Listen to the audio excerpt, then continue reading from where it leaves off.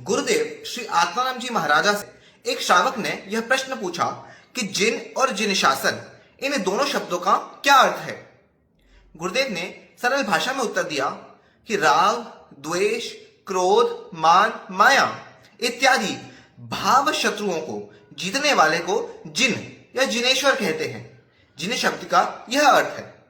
ऐसे जिनेश्वर परमात्मा की जो शिक्षा उत्सर्ग और अपवाद रूप मार्ग, उत्सर्ग यानी रेगुलर मार्ग, अपवाद यानी एक्सेप्शंस में फॉलो करने वाला मार्ग, इनके द्वारा हित की प्राप्ति यानी आत्मा का जिसमें भला हो वह ग्रहण करना और अहित का परिहार, आत्मा के लिए जो बुरा हो उसका त्याग करना, उसे जिन शासन कहते हैं।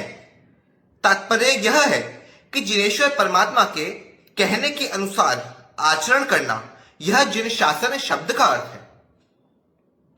व्यक्ति ने पूछा कि जिन शासन का सार क्या है। गुरुदेव ने फरमाया, जिन शासन और द्वादशांगी यानी आगम ग्रंथ, ये एक ही के दो नाम हैं। द्वादशांगी आगमों का सार है पहला श्री आचारांग सूत्र। पहले श्री आचारांग सूत्र का सार है उसके अर्थ को यथार्थ या सही रूप से जानना।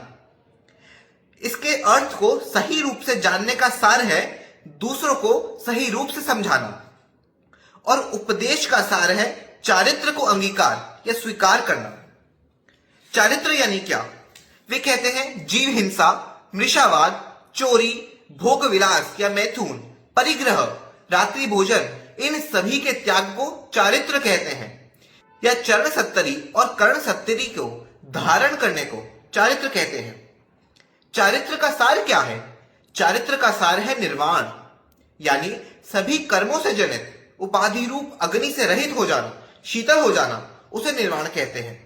निर्वाण का सार है अव्याबाध, यानी शारीरिक और मानसिक पीड़ा रहित सदा सिद्ध मुक्त स्वरूप में रहना, यही जिन शासन का सार है।